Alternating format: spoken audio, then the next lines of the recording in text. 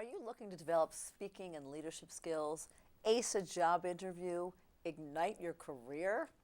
Well, there's a group that's been around a while that maybe can help. Find out more next on Connecting Our Community.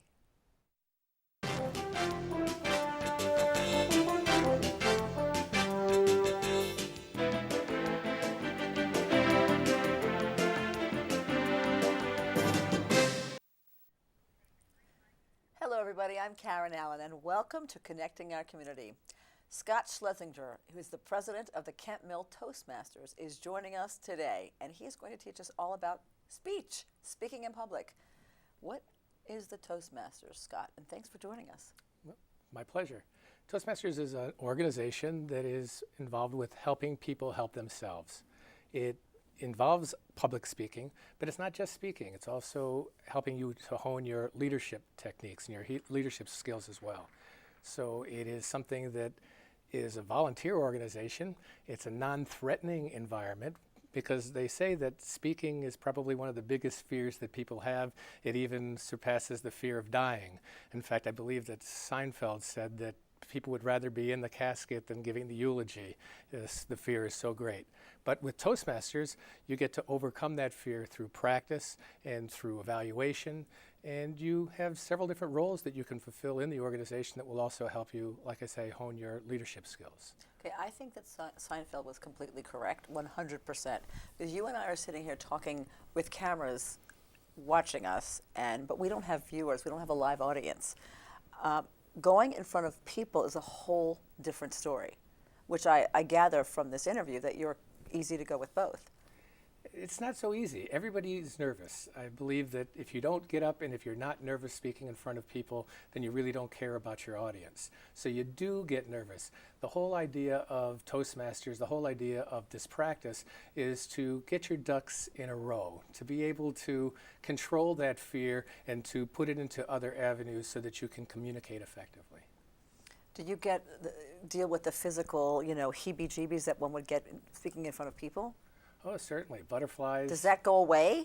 It never goes away, but it gets easier. I'm former Air Force. I retired from the military, and so we have butterflies, but I put them in formation, so that helps them a little bit. Yeah. Do you find that people get successful, or do you find people stop coming? What is your success rate? We are very successful. Kent Mill Toastmasters has only been around since July. We started the end of July.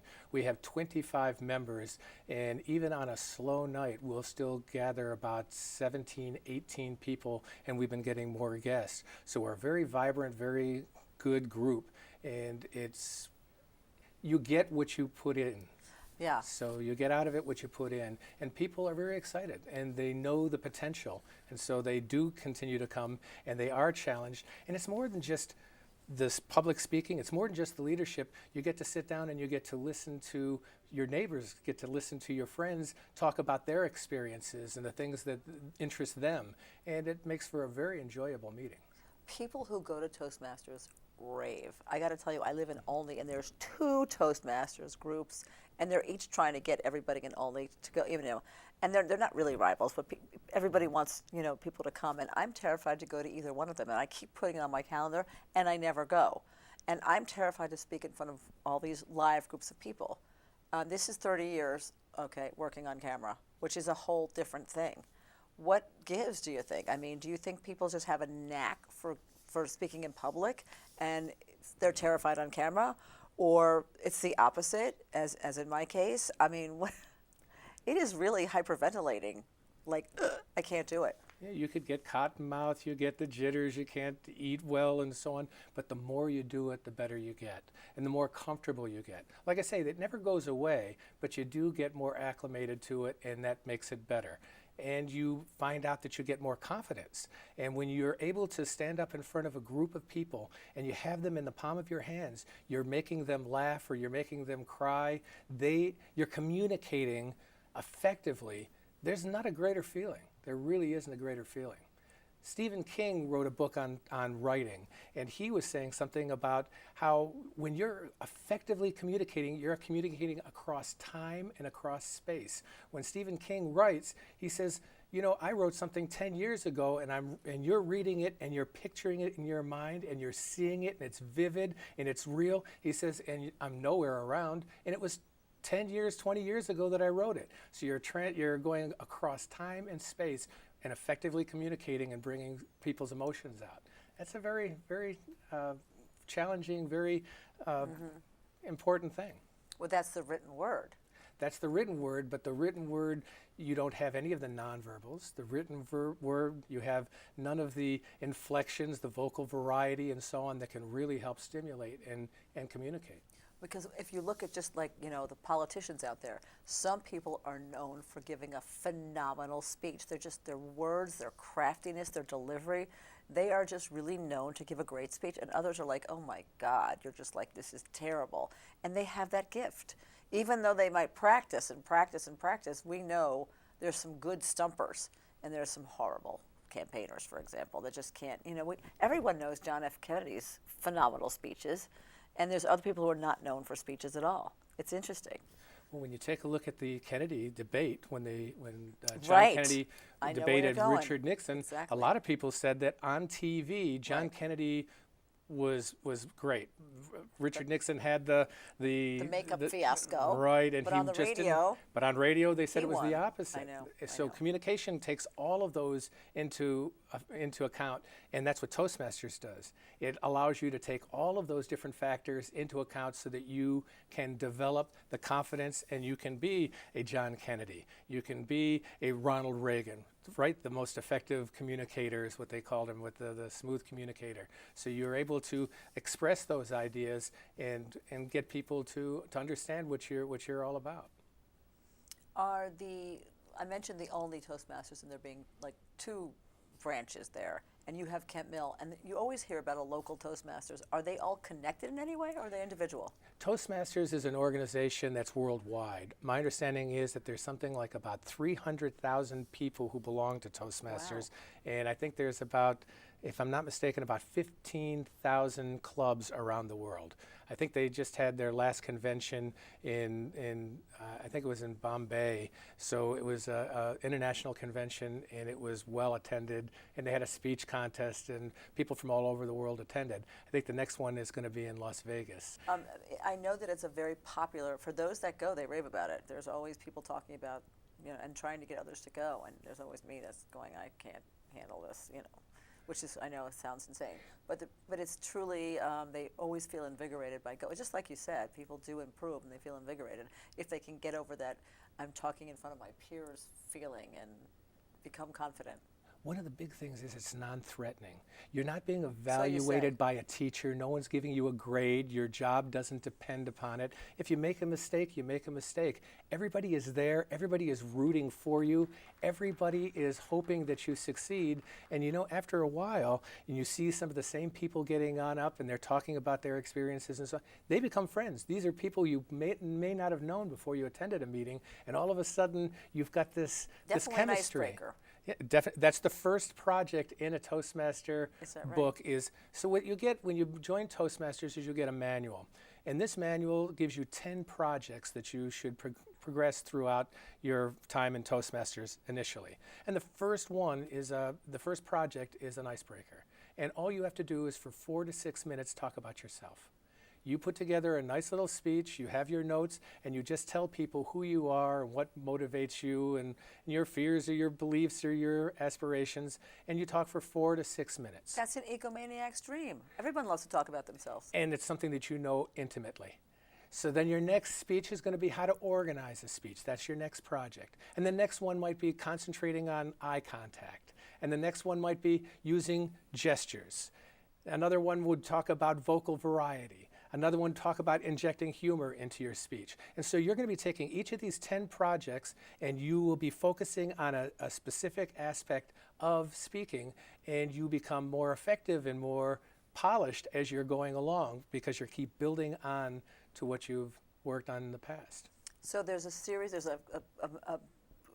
I guess a sum of weeks that you go through, or whatever it is. It's every 2 weeks, right?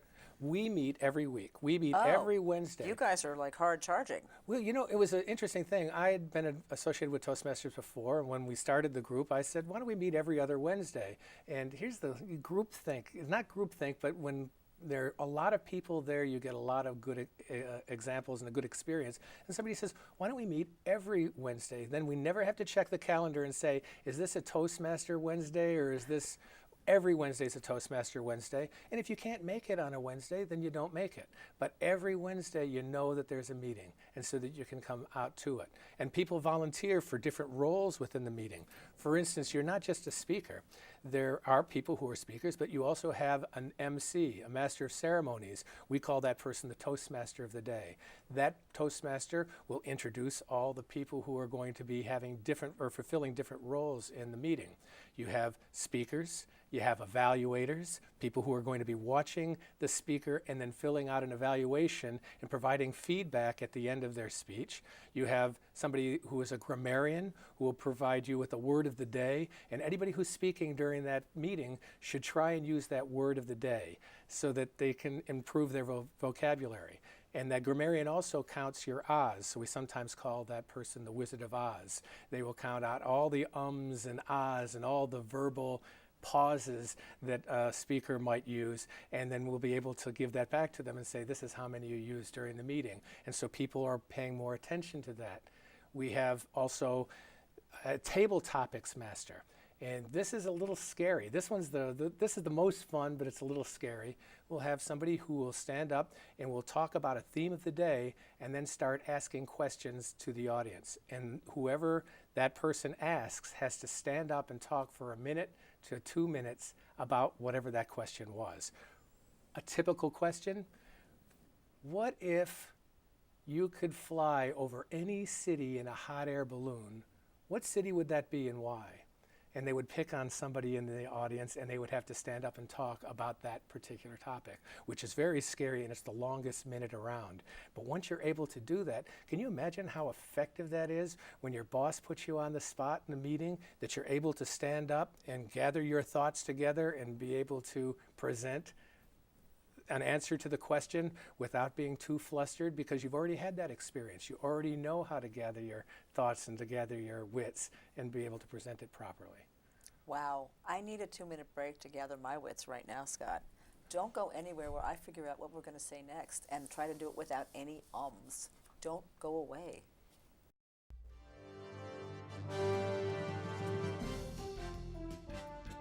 When you donate goods in response to an international disaster, it's expensive.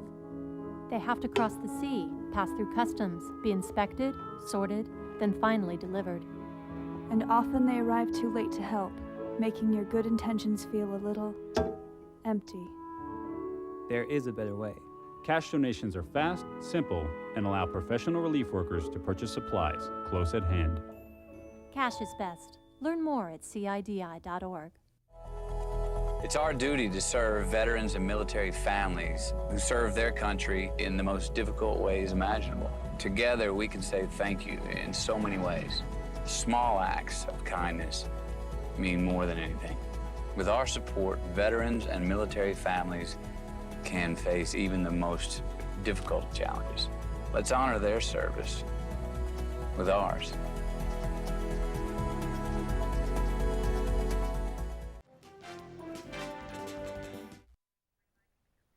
We are back on Connecting Our Community. I'm Karen Allen, talking with Scott Schlesinger, and he is the president of the Kemp Mill Toastmasters. I'm completely baffled at how I could possibly ever join such a fantastic structure, but terrified to talk in front of all these people. He has explained that it's not so bad and is actually pretty good, and there's a structure to it. My first question would be, is there like sort of a working structure to a graduation point where you actually feel like you've got your wings, so to speak? Yeah, as a matter of fact, there is. We talked earlier that there's a communication and a leadership aspect to the program, and there is. So the first thing you get when you become a member is a manual with 10 projects for speaking, and they delve into each aspect or things that you should focus on while you're speaking.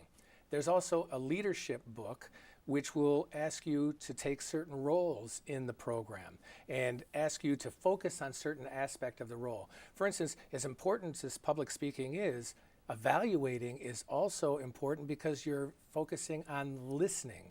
What is that person trying to say? Did they organize themselves well? Are they using all the tools available correctly?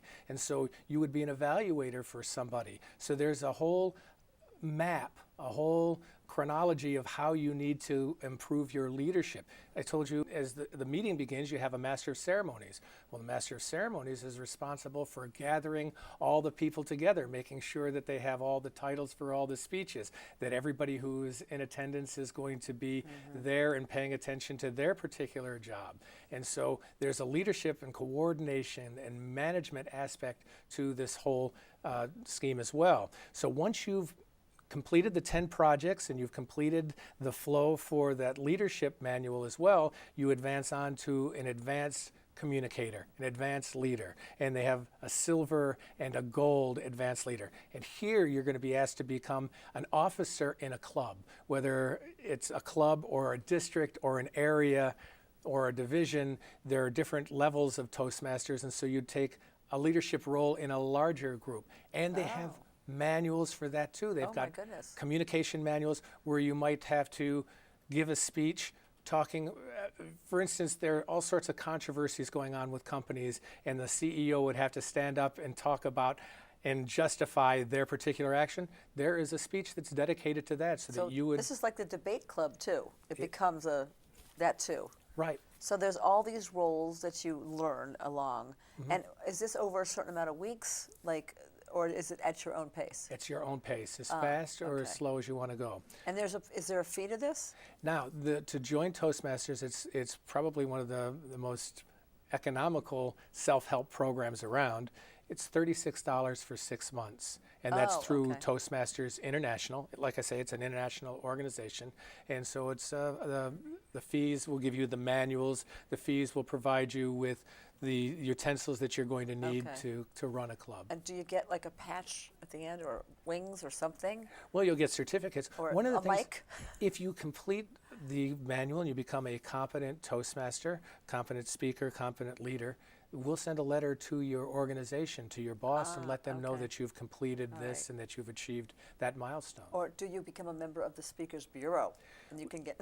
There is a Speakers Bureau within Toastmasters, itself, in addition to other Speakers Bureaus. That's sure. cool. But there are certain qualifications that you would have to fulfill That's in order another, to do that. okay. Now, are there meetings, are they in English? Is there a Spanish version or other versions? Or are the meetings only at night? Because all the ones that I've seen are only been at night. Is there a day program? What are the variations and the possibilities there? It's a good question as far as different languages. I'm not certain. I believe that they're strictly English, but I've seen people from all cultures and from all different languages have meetings. I've seen that. And as far as when you have the meetings, that's up to the club. For instance, I told you we do Wednesdays, and we make it every Wednesdays, but I belong to a Toastmasters club that was a lunchtime. I was in the military, and so we used to have it lunchtime at the officers club, and we used to have a meeting once a week, and it was just during lunch, so it's 12 to 1 o'clock. So you could do whatever you wanted. So you can do it whenever you want. They have some that meet at 7 o'clock in the morning because they want to start their day before they go to work. Oh my goodness, yeah. So whatever. Yep. And there are clubs that are easy to find. All you have to do is go to the website, www.toastmasters.org. We're going to give that coming up again at the end of the show, but that's good that you gave that. And there's a button on there. It says search for a club. So you put in your zip code, and it'll tell you all the clubs that are around. That's fantastic. And there's one very close to wherever you are, trust me. That is for sure. Because as you mentioned, there's many, many, many. So it's toastmasters.org, which we'll bring that up at the end of the show again. That's amazing. Now I want to ask you something. You can go to more than one at the same time, can you not? Right. There's mix and match. There's a couple members of our club who are members of an advanced Toastmasters club, which we really love them to be part of our club as well, and they're members, and they bring all that experience with them. See, we're a brand new club, started in July, so most of the people in our club have never been associated with the Toastmasters before, and so the advanced members coming in help make the club a a little bit more sound. But you can belong to as many clubs as you want. Scott, what exactly brought you to Toastmasters? I was a 17, 18-year-old and joined the military, and I was in Arizona, and they had a club in the military at the base that I was on, and it was a good way to meet with people on the base outside of my immediate work area. And I wanted to get a job as an instructor in the school there, and somebody recommended that if I learned how to do public speaking that I might get an instructor position. And so that's what I did. And it worked. And it worked. I was an instructor, and eventually in my Air Force career I ran a school for leadership and management development for non-commissioned officers. Did that end up being your profession as well? I've done that in the military, but I'm an IT person, an information technology person. I have taught at American University as an adjunct lecturer. So I am a teacher, and I enjoy that, but it's not been my total career. You've done all sorts of things, but one thing I guess, you haven't faltered on, it's speech. Communication is so important. You cannot not communicate. That is true, no matter what. Everything you do communicates. It's true. And so how effective you are at communicating is going to tell you how effective you are at life. You couldn't have put that more succinctly. And you communicated that very well. Thank you. Very impressive. And you seem to have told everyone that's watching this that you needn't be afraid to get out there and at least try. It's scary. I'll say that. And It's- I mean, I know people watching this are thinking, but you people are doing this on camera, and that takes practice too. But some people, think nothing of it, and that wasn't me either. I was like hyperventilating into a paper bag at first, many years ago. But then it becomes like, when there's live people around you in an audience, I sometimes, how do comedians do it? I just don't. And that's what you do in Toastmasters. But as you say, just in case you're thinking about doing this, it's a great idea. I think it's probably better to do Toastmasters if you're scared than open mic. Certainly. Because open mic, you're out there on your own with your jokes. And you don't have people rooting for you necessarily, and you do have hecklers, but you go to a Toastmasters meeting, and the one thing that you get is warmth and acceptance, and everybody is in the same boat. Everybody wants you to succeed. Everybody is rooting for you, and you feel it. Okay, that sounds like a great idea. All right, let's start to at least give some information, because in order to find a group that's local to you, which you don't have to. Let's say if you work in Arlington, Virginia, you might want to find one after work there, and then you want to come home, and say you have one on the weekend, and in where you live, you could go to more than one if you're really, ambitious. It's true. So that's good. You can go to as many as you want. And like you said, it's toastmasters.org. You can't go wrong with that, right? So that's the best way to find a place, right? Because you're going to meet your instant friends there at the first meeting that you go to. That's right. I wanted to ask you something else. Can you go to a meeting and just kind of stay in the back and watch? Certainly. Are you going to get yanked up front or called upon, or can you just stand there and watch and not join, just kind of like observe? Certainly can.